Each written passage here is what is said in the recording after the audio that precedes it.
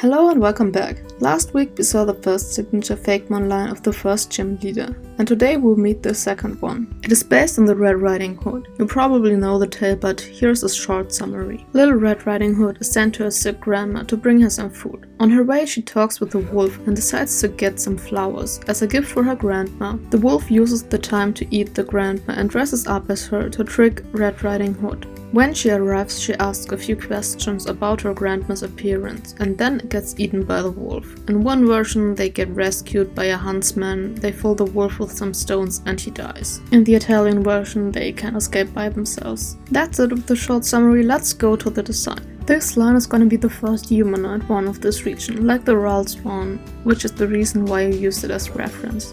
At some point I wanted to make a regional variant of Ral's for this concept, but I'll save that for another gym.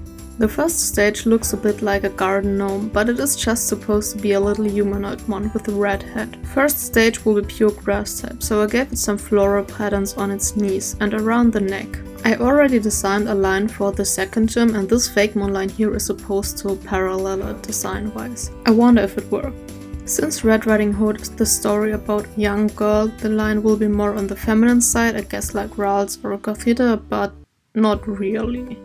The design right now is pretty neutral, I would say. I didn't want to go with the obvious dress design like that's often done to convey femininity, just don't like the idea of clothes being limited or heavily associated with a single gender.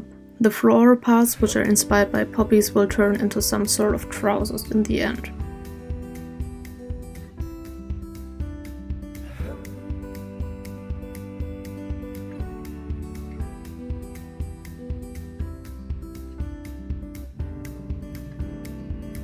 And here it is, Gnoppy, from the words poppy and gnome. The deck's entry is focused around its habit of collecting and gifting flowers. When designing the second and third stage, I started way too humanoid proportion-wise.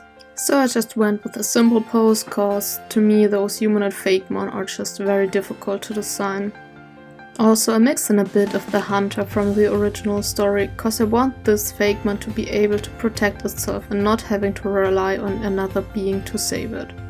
Tried different headpieces, some working better than others. Figured a helmet-like thing would work, but it didn't translate well to the design. The flower on its head is now shaped a bit more like a shuriken that it can throw around. Its hands and arms are inspired by poppy seed capsules. That will play a larger role in the evolution. Maybe the whole thing is a bit too humanoid, but the whole line was a bit of a struggle, so I'm happy with it. It's also not actually wearing clothes, this is just how its body looks like. The patterns under its eyes may look like scars, but I just put something there cause the face looked way too empty.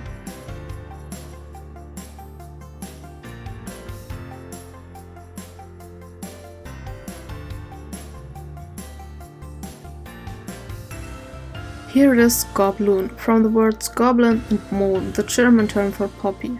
Like its pre-evolution, it spends most of its time in the woods, but instead of gifting flowers to strangers, they patrol along the roads to keep travelers safe. I already said this line was a struggle, but holy shit, the last evo was bad. It didn't help that I had no clear image in mind and just drew some human poses that had no connection to the concept. I even tried drawing a skirt or dress, even though I said I wouldn't do that, but it looked stupid anyways. From the beginning I knew I wanted some fighting aspects in it, so I tried some sort of pose that reflects that and gave it the color to hide its face.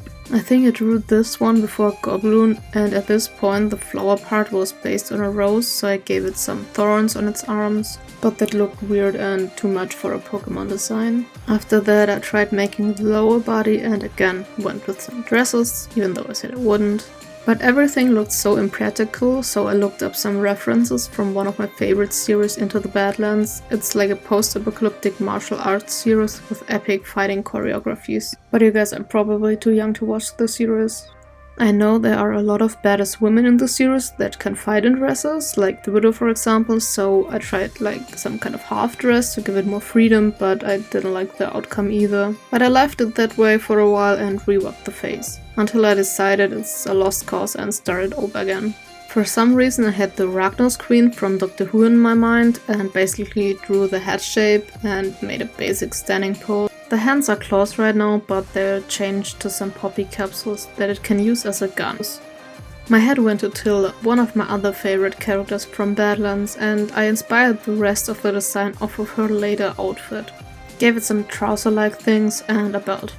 After that I went back to the face and made it a mask, but the first attempt looked creepy. I re-established the collar from the previous Evo but standing up and covering a little bit of the face.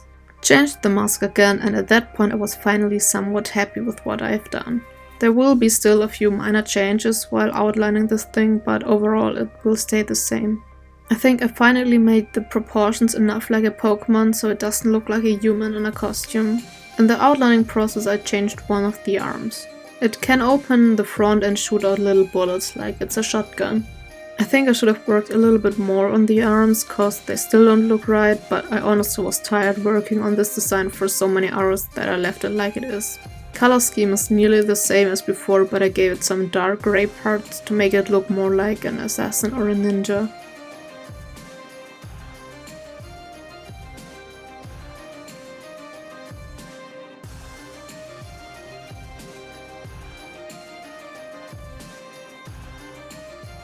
Here we have the 26th Fakemon in the Jermanzburg region, Firemint, from the words firearm and arrowment, cause it lives alone in the woods. Yeah, so this is the final evolution and it's a fusion of the Red Riding Hood and the huntsman from the story. Their role is basically the guard of the forest.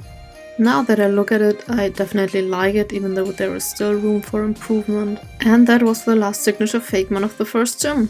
Next week we will meet the actual gym leader and his badge. I also want to come up with a fairy tale for these Fakemon, but I think that has to wait for a different video. So please tell me your opinions in the comments. I am very interested to know if drawing humanoid Fakemon is challenging for you guys too. Please leave a like to support the channel and subscribe to not miss any new videos. Also, quick note, I have pre-recorded a few videos because I will be in Romania for 3 weeks in September and October, so I can't upload and record there. Anyway, see you in the comments!